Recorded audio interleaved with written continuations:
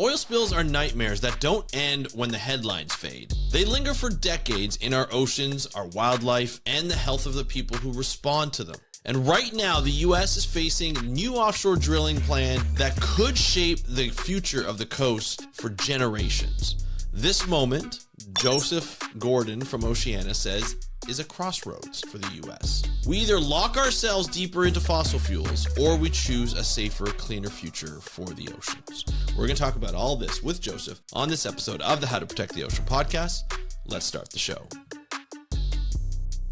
Hey everybody, welcome back to another exciting episode of the How to Protect the Ocean podcast. I'm your host, Andrew Lewin, marine biologist and science communicator, here to tell you what's happening with the ocean, how you can speak up for the ocean, and what you can do to live for a better ocean by taking action. And today is all about taking action. We are going to be talking about the new offshore drilling plan for the U.S. There are a number of leases that are up for lease for companies all over the world, in Alaska, in California, the northern part of the Gulf of Mexico, as well as Florida, not the Atlantic, but just Florida area.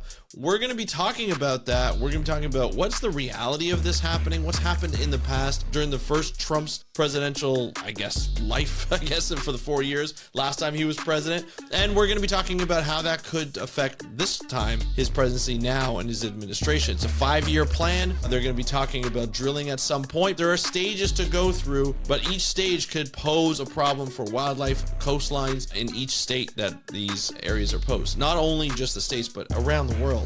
How these potential oil spills, which usually do happen, and how big they can be and what consequences that could be in the future. Not just for oil spills directly, but also the contribution of all these oil platforms and oil drilling would have to climate change and our future generations of people who are trying to deal with the consequences of climate change. One of the things that we like to do here on the podcast is talk about the ocean. And being able to talk about the oceans, we're able to talk about a lot of different things. We're able to talk about what the consequences is of having a plan like this of drilling oil and not going more towards investing more towards renewals. We could talk about coral reefs and the benefits of having them instead of not having them. And one of the things that I would like to talk about and I would like to propose to launch a podcast on is the seagrass meadows.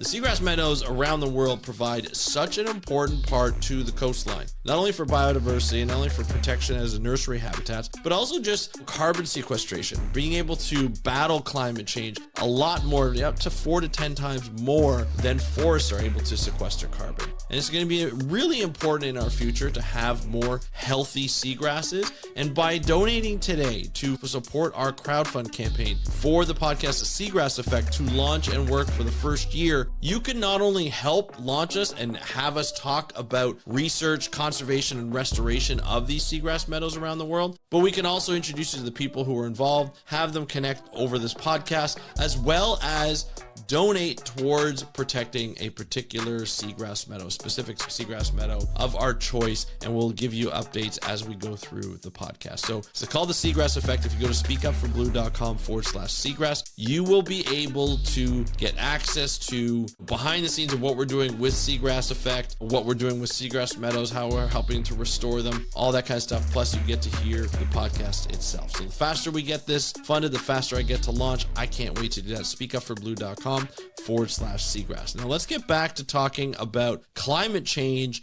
and oil and gas and how that can affect this plan, how this can affect the U.S. for future generations. So I have Joseph Gordon from Oceana. He's a campaign director on the podcast today to talk about oil and energy, as well as the oceans within the U.S. confines, like within the U.S. borders, which is like 200 nautical miles off of their shore.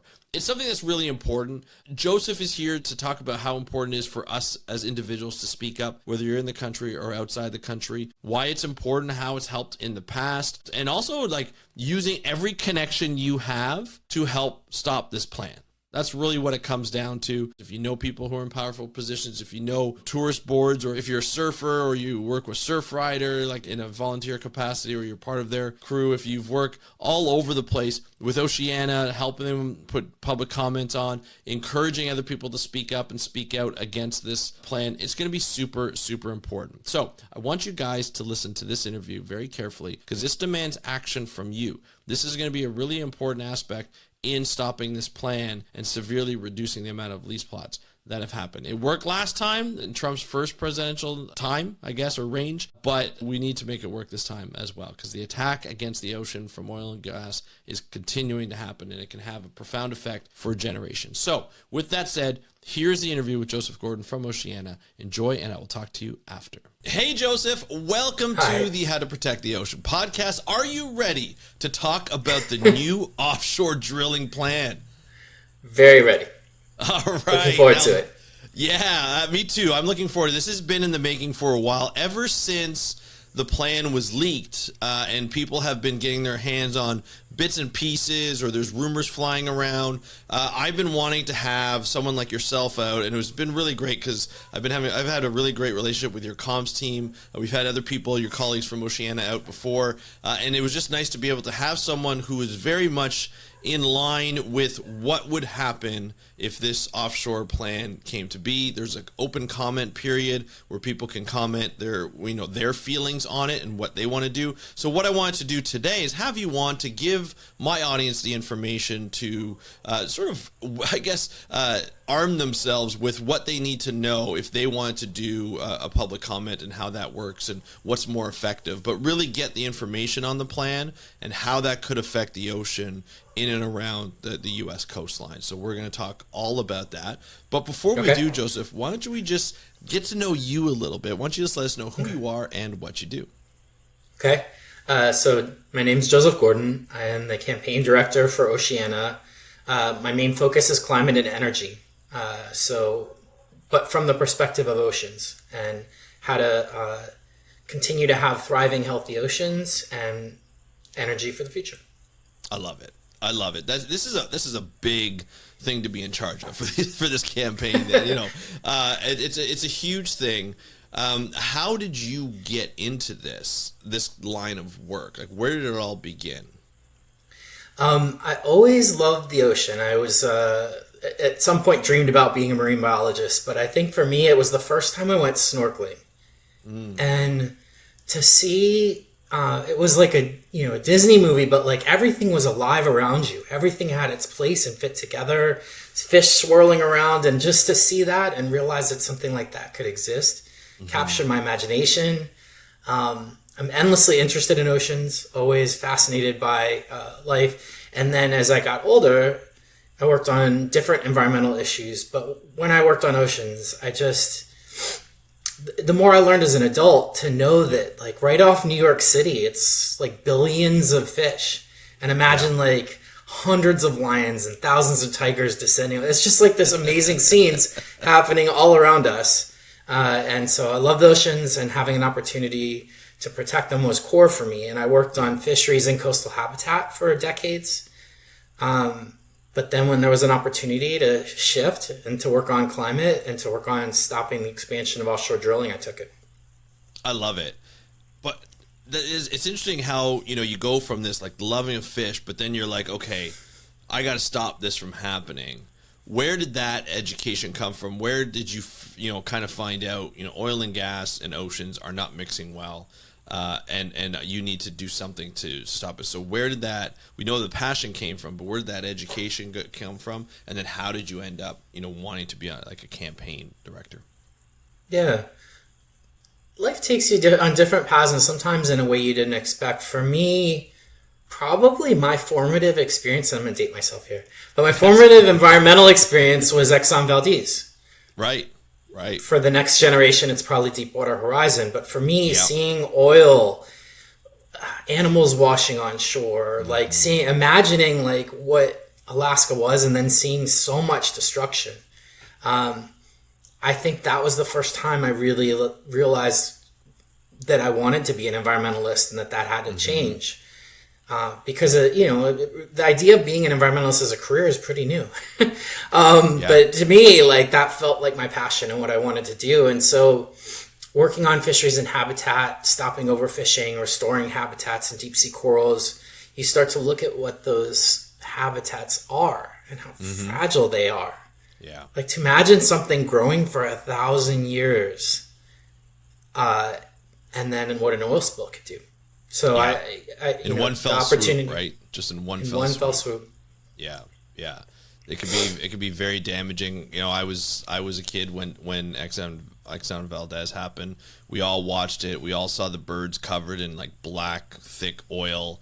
You know, it was, you know, seeing the dead animals along the side. It was awful, and even then we didn't know what we know now. You know, even with I always tell people, like, the Deepwater Horizon spill was probably one of the biggest things that got me into communication, because we really got to see people go down and talk about what was happening, but not just from an environmental perspective, also from, you know, other fishers that were down there and tourist operations, and how they were affected, and how like complete like little towns were affected along that shoreline.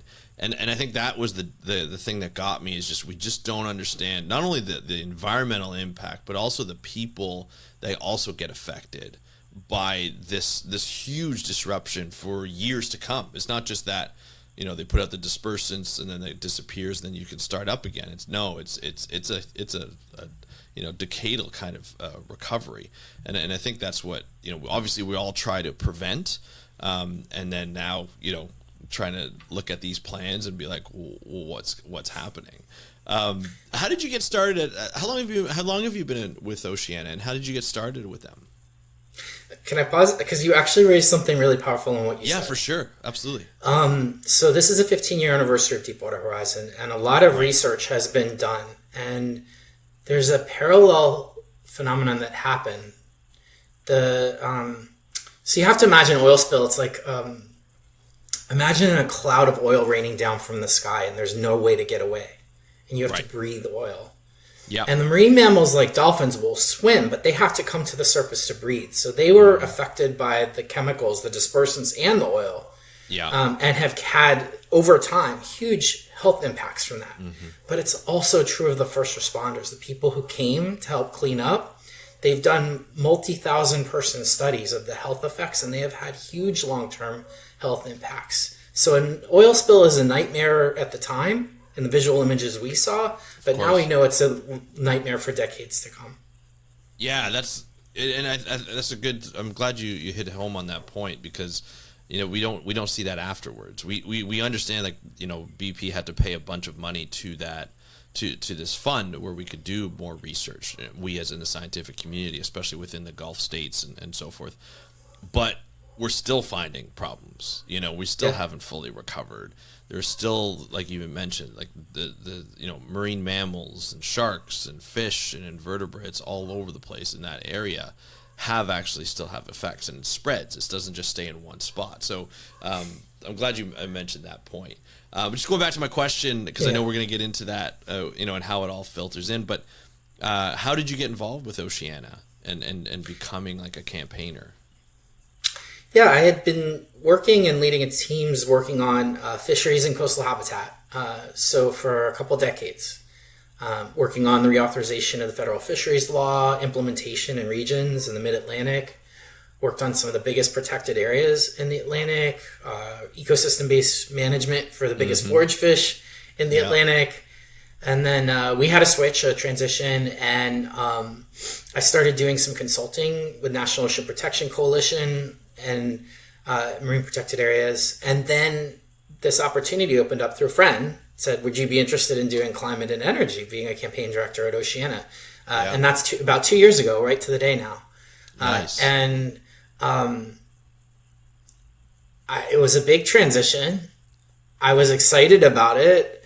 I thought at the time, what am I even going to do? There's so many people working on climate, and not at all. There's huge opportunity to make a difference. And I would never have predicted the roller coaster year that we've had, from Biden protecting 625 million acres to now working to stop massive drilling plan in those same areas. Yeah. And I think it's going to be a story. Our hope is it's going to be a hopeful story of, through administrations, through political change, the bipartisan traditions hold strong, that people don't want new drilling off their coast. Yeah, I mean, I feel like that's become pretty not only from a national level, but an international level too. Nobody wants to see that in their backyard, and because we know what the effects can be in the past. Plus, with the amount of renewals that are coming up, new renewal energy plants and stuff like that are coming up, it really helps. So let's get into it, because it's something you mentioned. Just a year ago, before Trump's administration came in, you mentioned that there was a lot of protection along the shoreline from oil and gas drilling and exploration and so forth. Can you talk a little bit about that? What we had a year ago in the U.S. and what we saw I'm in Canada, but what we saw in the U.S. and what that meant, and then how that's changed under the new administration. I'll take the liberty of starting just a bit earlier and get to Please do. Was pretty remarkable. We were talking about earlier how the first Trump administration came in, right, to open up everything. Their original proposal was to open up every coast, almost every coast in the United States. And by the end, that didn't happen. And in fact, President Trump protected for 10 years North Carolina to Florida. And then President Biden had strong commitments to trying to stop the expansion of offshore drilling. And it was actually earlier this year, on January 6th, President Biden protected 625 million acres, the entire East Coast, West Coast, Florida's Gulf Coast, and areas off Alaska. And that was a big historic moment. Yeah, I remember that. On his first day in office, President Trump did an executive order attempting to reverse that, and he's put forward a plan that in the initial stage opened everything to offshore drilling for consideration. But then the recent plan that just came out, the Atlantic and Pacific Northwest are taken out. And so we're now talking about areas off Florida, California, and Alaska are on the table right now. Okay. So nothing else, just Florida, California, and Alaska. And the Western and Central Gulf. But those are coming through the Congress passed in the big, H.R. 1, the big bill that they passed at the beginning of the year. They included a massive expansion in Cook Inlet in Alaska and then in the Western and Central Gulf. So there is a phenomenal, the first lease sale is about to come up. Yeah. 80 million acres is and that's the first of 30. In the Western and Central Gulf. And so areas off Louisiana and Texas, some of these areas are definitely facing huge pressure for expanded drilling. Mm-hmm. So that's a part of this plan too. But we're going to try and stop what we can. Well, and it's interesting too, because in certain parts off the coast of Louisiana, there's called what we know as Oil City, which is just a platform, it's basically a size of a small city of just platforms and platforms and platforms and platforms of drilling that's already ongoing. They want to get more in there, you're saying. Is it in that area, or is it more west All of there? of it. All of it. You're talking 80 million acres, 30 lease sales of 80 million. We're talking about every inch of the Western and Central Gulf over time. Right. And so that's along the continental shelf right there. That's not all the way out.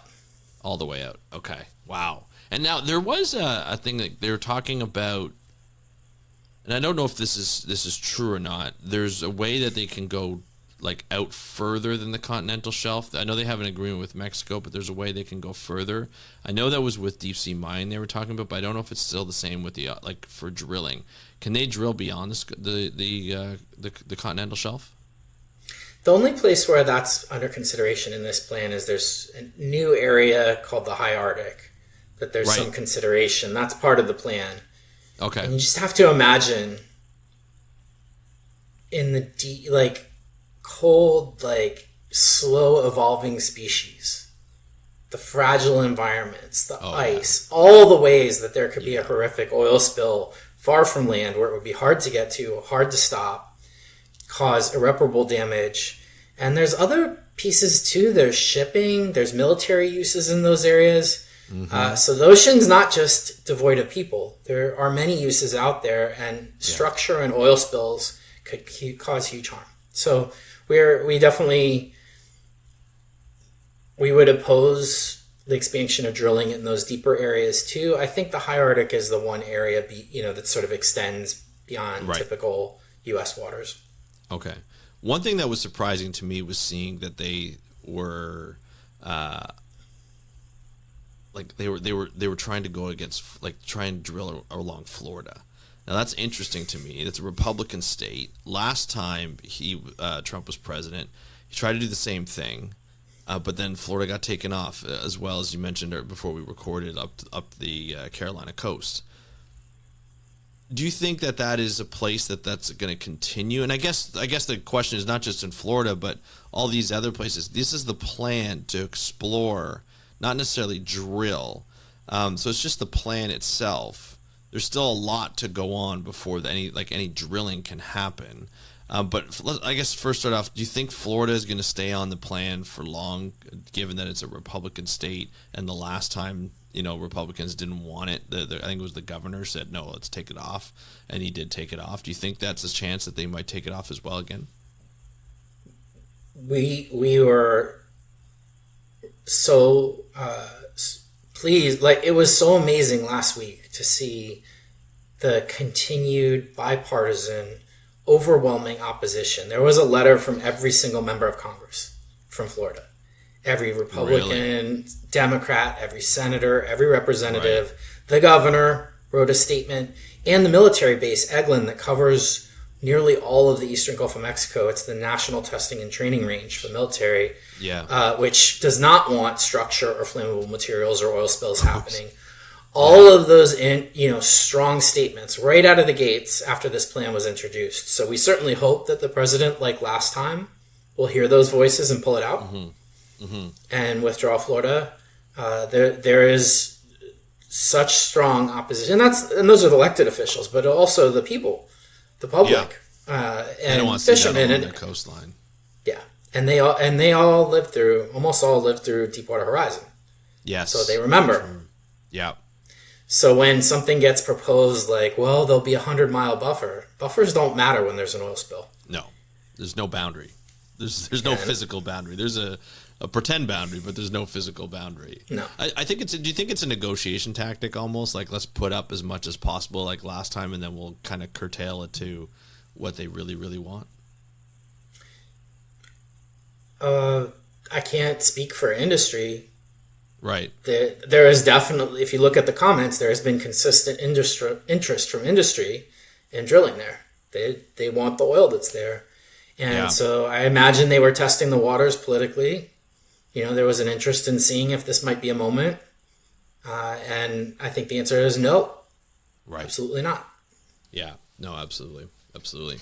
One of the things when we look at these proposed, so I'm looking at the stats here. It says we're looking at lease sales, 34 lease sales in federal waters, looking at 21 off Alaska, 6 off the Pacific, like California, and 7 off the Gulf of Mexico. There might be some in Florida as well, as you mentioned. What are the biggest environmental or ecological risks that we see associated with these open waters? I know we kind of mentioned it earlier, just in terms there's no boundaries, and so if a spill happens, it goes into all these areas. But especially sensitive areas, like Pacific and Arctic waters off Alaska, what are those environmental risks and ecological risks that we might see during any stage of the process, from surveying and exploration to drilling? That's a very big question. Maybe the major ones, but it's the profound question. And the starting point is, what is this plan? This plan is about leasing, so it's about auctioning off our coasts, our public coasts, for drilling. Right. And so it's not about this year. It's not about gas prices. This is about generations ahead. What do we want the world to be? And this country and this world are at a crossroads. Do we want to lock ourselves into decades more of fossil fuels? Do we want to drill further, deeper, more risky every inch? Or do we want to make the transition to clean, renewable energy? This plan is sort of at that crux of the decision, because if we decide that we're going to drill Florida, and then think about the long-term economic impacts of an oil spill in Florida in the summer or California in the summer. Is that the future we want? No, absolutely not. So in terms of what are the effects, so the reason I raise it, like what the leasing is about, is because there's stages. Then they have to put out leases. Someone has to buy the leases. The world is flooded with oil right now. Mm-hmm. At one point, there was a belief that we were going to run out. They're finding deep water oil in Guyana, North Sea, South China Sea, Nigeria, all around the world. They're finding massive, like, deep water, more risky, or near shore deposits in places there weren't before. So we really have to make a decision that we want to move on. We have to make a decision to stop expanding offshore drilling and change. So if we continue on the path we're on, history is so clear. Everywhere there's a massive expansion of offshore drilling, there are catastrophic oil spills. Yeah. That's what's going to happen. Yeah, and it's bound to happen. It's bound to happen. And there are small ones, by the way, in between. Yeah. So it's one of the most destructive things you could possibly do to the environment. Mm-hmm. We don't experience it on land, so it's really hard to imagine that cloud of oil coming down, trying to breathe oil. There's nowhere to get away. Everything is killed. And that's out in the ocean. But then of course it comes onto shores. It affects whether it's, they're still finding it in the salt marshes of the Gulf from Deepwater Horizon, still washing. I mean, just where the legacy, and then the chemicals. So this is a chance, and we hope the Trump administration ultimately will take, all these areas off. California, the Alaska areas, Florida. There's a chance for a different path for the U.S. to lead on energy and lead sustainably. Right. And we hope that that's the direction it'll go. Because, so when you were saying like every stage of the game, so I want to answer that question. Yeah. When they're surveying, they're using seismic blasting. And we really have no conception of what that's like on land. It's one of the loudest sounds in the ocean, over and over and over and over again for weeks or months on an end. We don't really even fully understand the impacts on marine life of doing that kind of testing. And so we were really heartened to see the Atlantic taken out, because they were talking about testing and seismic blasting along the Atlantic. So that's not going to happen.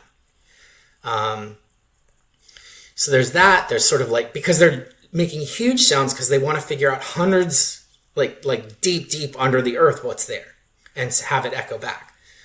So, it's just, so that there's that part of the process. Then there's the part of the process where they might putting the infrastructure in, where they're drilling, they're bringing it out, there are oil spills. And then even when it makes it all the way through the whole process, it's putting carbon in the atmosphere. It's fueling the climate crisis. It's fueling the sea level rise, the air pollution, the water pollution, all of that. It's just, it's such a destructive way to get energy, and there are better ways out there. I think you're right. There's the chemical aspect of it, the oil actually spilling, and then the dispersants on top of that to get rid of it, quote unquote. But I find, like you mentioned, the consequences from a climate change perspective, the sea level rise, the storm surges, the warming of the atmosphere, the warming of the waters, ocean acidification. There's all these things that come along with climate change that we will see in future generations, and that this is just adding to the problem that we've already had. And it's like just making this decision to open all these leases up puts us at risk for years to come. Not just now, but like years to come. Even though this might take years to actually go from leasing to drilling. I mean, we don't even know if these leases are going to be, fully reinstated. This is bad on a longevity perspective. So let me ask you this, because a lot of people within the environmental field these days over the last year have been really involved in advocacy and looking at policy and responding accordingly. And of course, Oceana is one of the leads in a lot of these places. in a lot of these situations. So from this plan, I know you've only had it for maybe a week. The full plan. I know it was leaked before, but having the actual full plan. What's Oceana's position moving forward on this plan? Like, what does Oceana want its constituents to get to know, my audience members get to know, which are probably both? But what does Oceana want us to do about this plan? To one, like, just stop it off the bat. Reduce the amount of leases, if not all. Protect that ocean. What do we do? Yeah, so this is an issue that affects people in so many ways. So you have different connections to it. I know that there are letters by scientists, letters by religious leaders, letters by people who represent chambers of commerce or businesses. There's so many different ways that we connect to the ocean, and ways, if you think backwards from what an oil spill would mean, all the ways that you can speak up because it would hurt your community, right, something you care about, or the planet. So from our perspective, we just want as many people to speak up as possible. It is a time where a lot of people feel overwhelmed. There's a lot of fear. But we certainly, on this issue, it is bipartisan and remains bipartisan. And it is an issue where we do think, with a strong push from all the right people, all the public, all the leaders, that we can get these areas taken out. Right. We can protect Florida's coast. We can protect California's coast. We can protect a vast area of Alaska. And we'll do what we can in the Western and Central Gulf. So right. Our hope is that people speak up, bring your expertise, bring your perspectives and why you care. There's a public comment period that's open now through January 23rd. There's a portal. You just write your comments there, or send a letter that way. Mm-hmm. But and if there's just such a strong public push from so many different perspectives, and it's such a bad idea to start with, right? We hope we can prevail. So and that's what we're working to do. Absolutely. I apologize to interrupt. No, okay. I'm going to put my negative hat on right now, because, we look at who's in charge of the U.S. and, it's a stubborn administration. They came in knowing what they wanted to do. They're very fossil fueled, no pun intended, but they're very much in favor of fossil fuels. They want to bring back coal. They want to do this. They want to do that. There are a lot of people who are obviously concerned, but almost apathetic, because, like, how can we have a change? Now, last time Trump was president, his first presidency, there was a proposal to open up the entire coast, and Oceana did a very similar thing. Let's all speak up. Let's get public comment period out. There were people who were negative at first in terms of, like, if I speak up, will my voice be heard? Like, will that happen? What happened then that kind of would help people today to speak up? Because, like, a lot of people aren't hopeful about anything that comes out, and it's a big ask to get people to put their name to it. Has it worked in the past, and can it work now?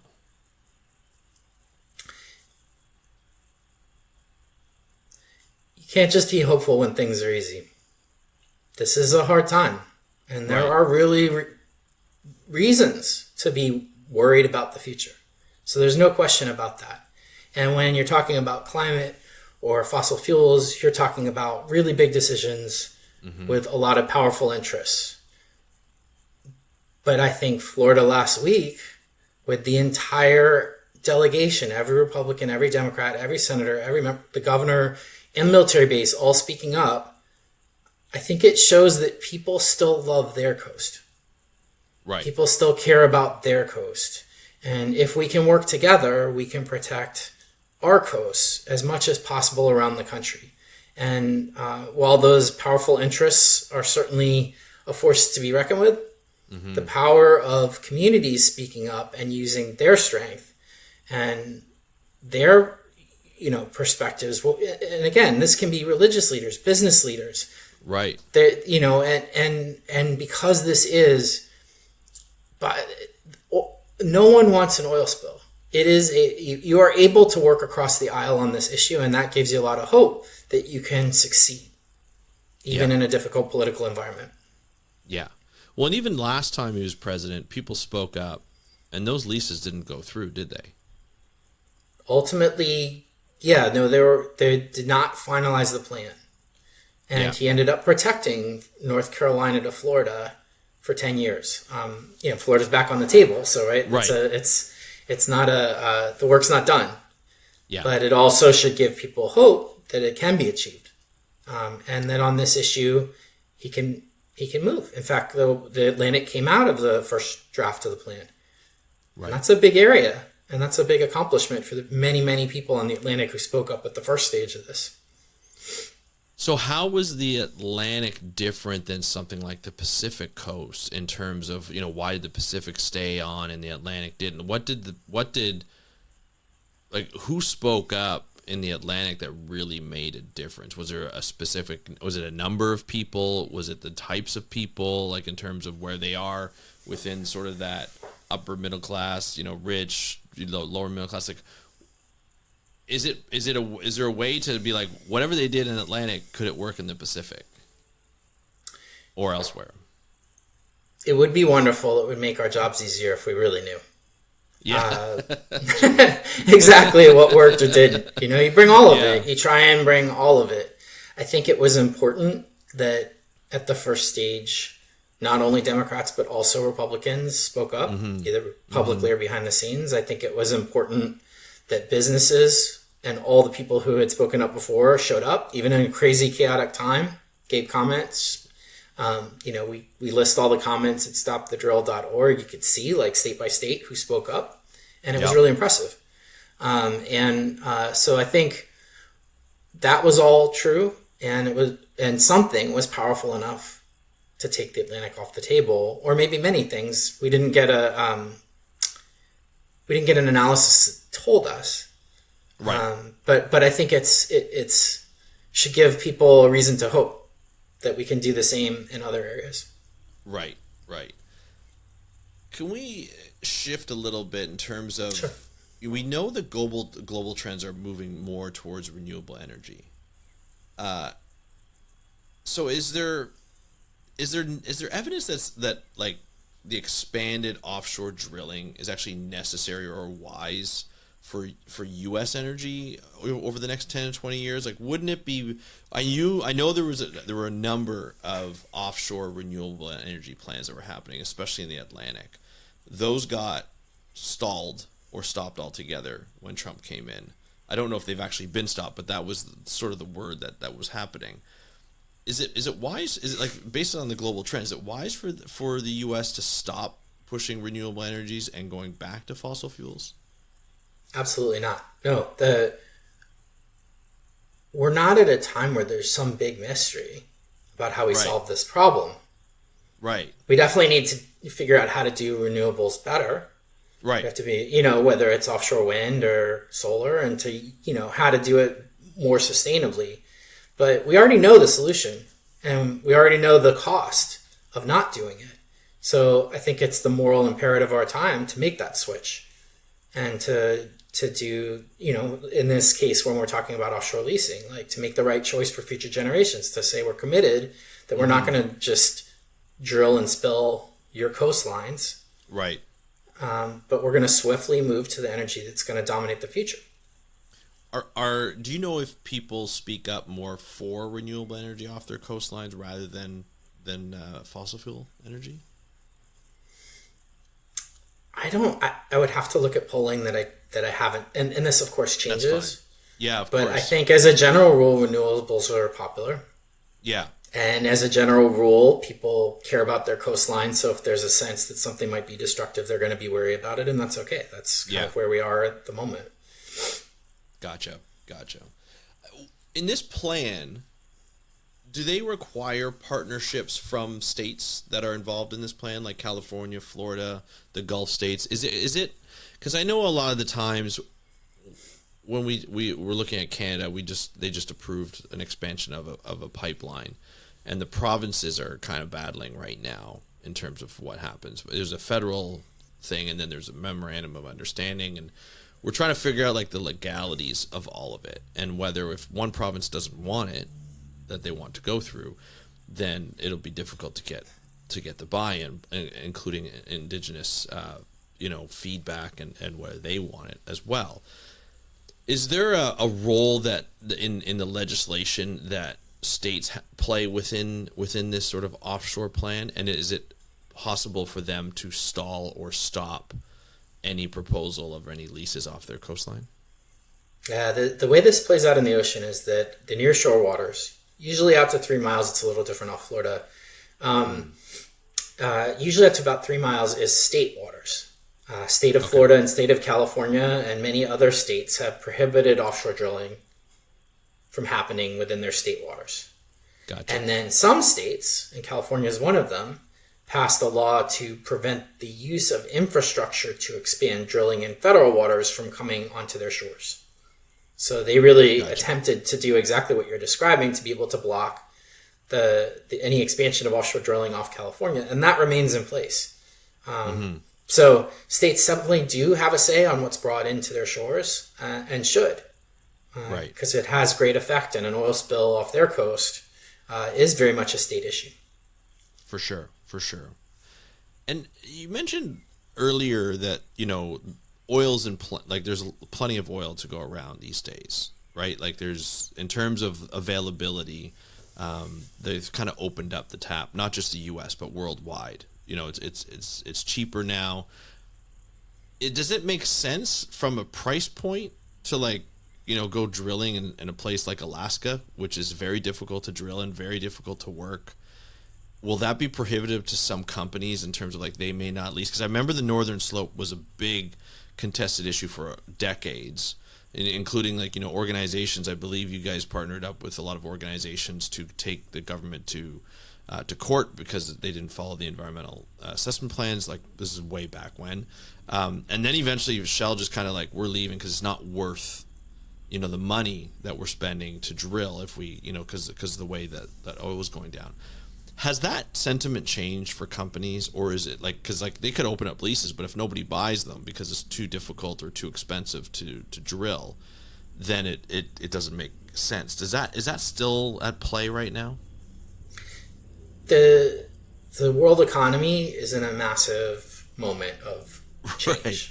Yeah. So I wouldn't have I don't think it's appropriate to try and guess what will happen. Right. I think we're about to see a massive test of what the industry's interest is, and that will be what Congress mandated, which is the big expansion of drilling in Cook Inlet in Alaska and in the western and central Gulf of Mexico.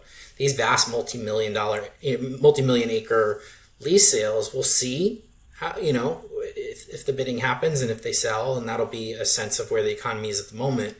But again, these lease sales are a generational decision. Someone might buy them even if the world's flooded with oil and prices, or vice versa. If it's low, there isn't oil and the price is high, people might buy it and hold on to it. And in fact, approximately 80% of the already leased areas are not being used. Right. Because that's a lot of what's happening. And so we're concerned about the long-term decision, and whether oil prices were high or low, whether the cost of offshore drilling is so high, it never makes sense. It will never make sense. No. Yeah, for sure, especially in those areas. If you account for the people's health over time and this cost of oil spills. Yeah, absolutely, and especially with a changing Arctic too. You just never know what's going to happen up there. Let's start talking about what people could do, because Oceana is very good at inspiring people to act and to share their opinions and their wants for a better environment within their country. The public period for comment is open, as we know right now. Do you know when that closes? January 23rd. January 23rd, 2026. Okay, so it's still relevant. We're going to put this up as soon as possible so that people can get to know and have some time. So when we talk about I always talk about we should talk to our state and federal representative and local representative all the time. We should have a relationship with them, especially with your wants and needs, whether it's environment or anything else. That they are there to serve, like to help, vest your interest in the whole product, and they need to listen to you. When we talk about having a public comment period open, what do people say that will make it effective? Because they can say, I don't want this, and put that in digital form and, sign their name to it if they want, or be anonymous. What is, in your experience, in Oceana's experience, is the sort of the best bang for their buck in terms of what they can say that will help them change their minds, help the government change their minds? So there's the simple answer, which is we have an action alert. It's dropthedrill.org. It sort of pre-populates a comment that you can then edit. Right. But in this case, as in all cases, you don't fully know how the decision will be made. You can predict because you can take a look at who's in the administration, that they're going to care about economics. They're going to care. That doesn't mean you should just comment on things they care about. Like, this is a record of what the public thinks. Yeah. And it should be reflective of the vast, significant interest. But in this case, almost everything, like tourism, do you care about that? Your business, most people, so many people, millions of people live near the coast. This is your backyard. This is your ocean. Yeah. The marine life, the future that you want for the world, sea level rise. I mean, there's just so many connections. So this is a chance to speak up about everything you care about. And what is important is enough people speak up. We'll be sure to cover all the bases. Right. We've got the elected leaders stepping up. Yep. They're covering and not just the Congress, but, there are local leaders, legislators from the state, mayors, chambers of commerce. All of them are speaking up right now. So you'll be joining a chorus. And when you prevail, and I think there's a good chance we're going to be able to get a lot of these areas removed. We need momentum like that right now in the environmental movement. And for oceans, we need to show that you can make a difference, even in hard times, that the common interest in a healthy coast is something we can still defend. Yeah, absolutely. I also think, too, like if you share a story about why you love that particular coastline, wherever you are, like I think that would help, too, right? Because stories have power behind them. And if you give like an emotional story of why you like a specific area and why you don't want it to be changed, why you don't want it to be moved. If you're a deep sea fisher, you're not going to want to fish where there's oil, platforms, or there's oil and gas, or potential spill or chemicals that come out. You just don't want to have that compared to just nothing and just open ocean. You get to see a lot more and enjoy it a lot more instead of just seeing these platforms that are out there for years and years on end. We're not even talking about spills at this point. We're talking about more of just like the visual aspect and having that peaceful aspect that a lot of fishers and hunters enjoy in national parks and marine sanctuaries and totally. So forth. Yeah, so I think stories would be a great thing to have going on. Okay, so are we looking at if people comment, their stories, their facts, go on. Sorry, what was the website again, just so people can know? Oh, Stop the Drill. .org. Okay, so we'll stop the drill.org. Go there, grab some facts if you need some and you want to put them in. You can put that in. You can make it the way you want it, so it's not just the same message over and over again. But I think that's one way of looking at it. What are we realistically looking at for objectives now? Are we looking at like full prevention of leases is a realistic goal? Do you think that's a realistic goal to ask? Well, I want to just I feel like there's an important follow-up to the question you just asked, which is, yes, write a letter, share a personal experience. But what we're a part of, and we have all around the country field staff, we have people that we work with, we have partners, close partners. People have so much power and influence when they really care. Like, there's so many people with connections to the administration and the president in Florida. There's so many people who are connected in ways they might not even expect. Like if you're a military community in California and you depend on the ability to do testing and training out in that ocean, or you're part of shipping in California and some of the biggest ports in the world, and the thought of an oil spill off the port of LA and what that would mean for you. So like going and talking to your port or talking to your local member. And all of that sort of bottom up and personal, like how could you influence this decision? The creativity that we're observing all around the country is awesome, and that's a part of the solution too.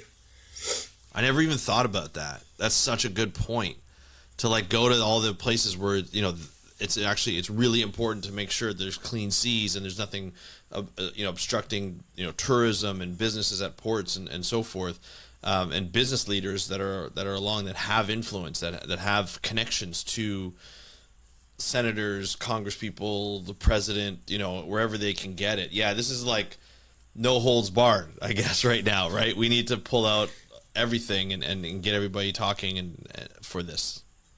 I agree, and I also think that there's a perspective of when you get past what you were describing earlier, where people feel defeated or hopeless or scared, like a light opens up. Actually, you have a lot of power. There's a lot you can do. Even in this administration, there's plenty of ways to still make a difference and have influence. And there are plenty of people like the Florida Republicans who very much care about their shore. So there's a lot to tap into and a lot we can do. Perfect. Okay, that's wonderful. I guess, like, you know, from Oceana's perspective, what message do you hope policymakers and the public receive from Oceana's standpoint, and like about the kind of stewardship that's needed today of the oceans? Yeah, in some ways, it's oil spills are a nightmare. It's time to move on. They're destructive, terrible. They're one of the worst things we can do to the planet, and we need to stop the expansion of offshore drilling. For sure, that's one message. Another message is that we have a chance to choose a better future. It's actually a moment where if we can prevail and help get these areas out of this plan, you were asking what's the hope? Well, let's try and see what's possible. But we should be able to take vast areas out. All of that means that we have momentum and power towards other forms of clean energy, and we kind of have shaped the future in a pretty fundamental way. So that's another really key message.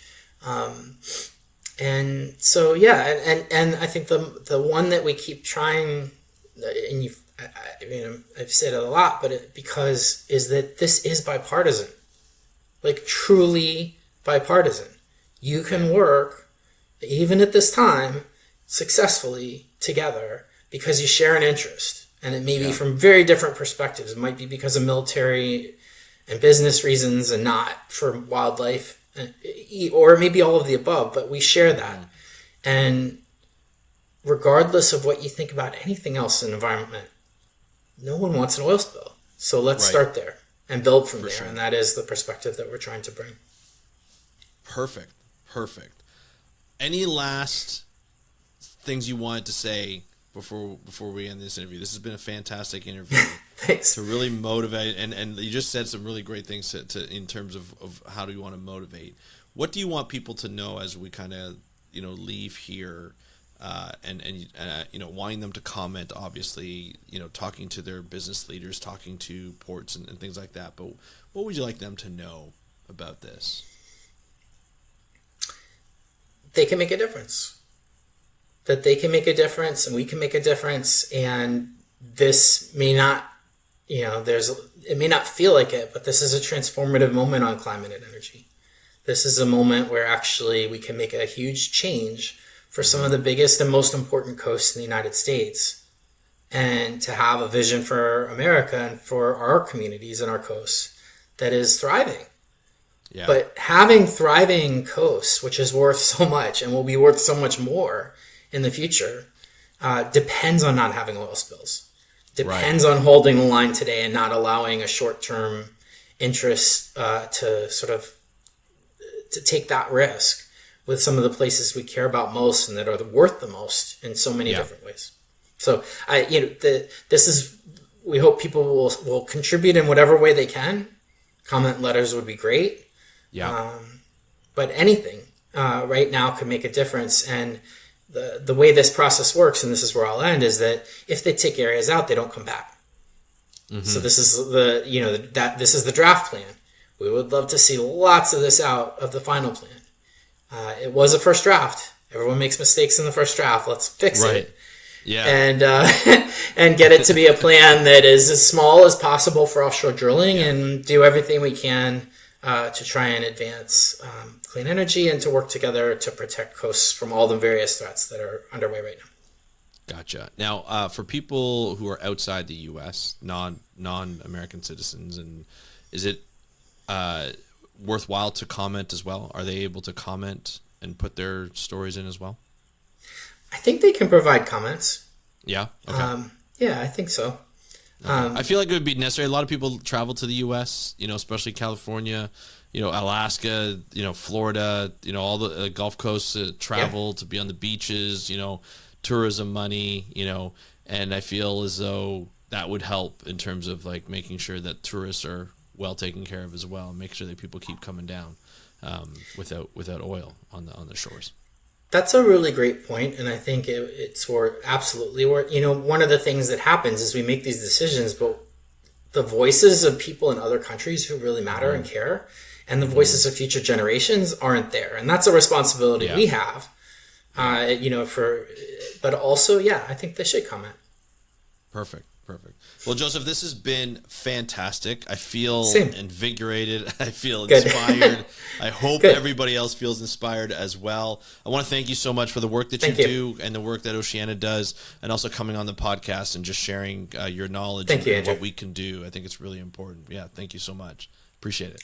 Thank you, Joseph, for joining us on today's episode of the How to Protect the Ocean podcast. It was great to have you on. So many great tidbits of information to inspire us to act. We can use the public comment period and make comments. You can go to stopthedrill.org. I'll put that link in the show notes. Go there and use the information from there to add your public comment if you want.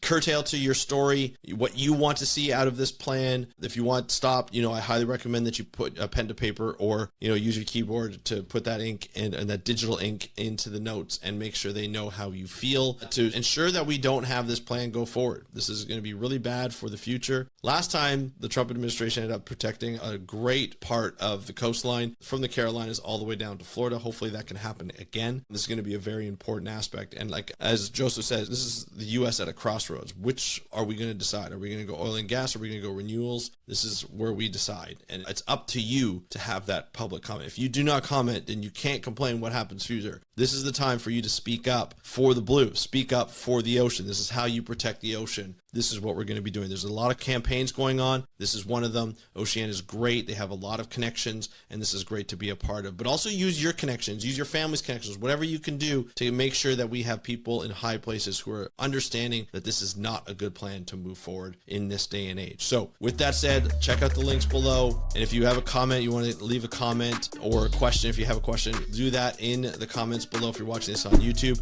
If you are listening to this on your favorite podcast app, whether it be Apple Music, Apple Podcasts, Spotify, whatever that might be, if you're listening to this on the website, speakupforblue.com, you can connect with me in a multitude of different ways. There's going to be links down below in the show notes so you can connect with me. There's ways you can actually leave voicemails with me, or you can leave comments with me if you have any comments, if you're listening to this, the audio. So I'm going to put that link below, but essentially it's going to be speakupforblue.com/comment. You can do that as well. I'd love to hear from you. And of course, if you want to follow us on a specific podcast app, you haven't done that before, speakupforblue.com/follow. And of course, we'd love a rating and review on your favorite podcast app. But until next time, I want to thank you so much, not only Joseph for joining us, but you for joining us on this episode of the How to Protect the Ocean podcast. I am your host, Andrew Lewin, from the True North Strong and Free. Have a great day. We'll talk to you next time, and happy conservation.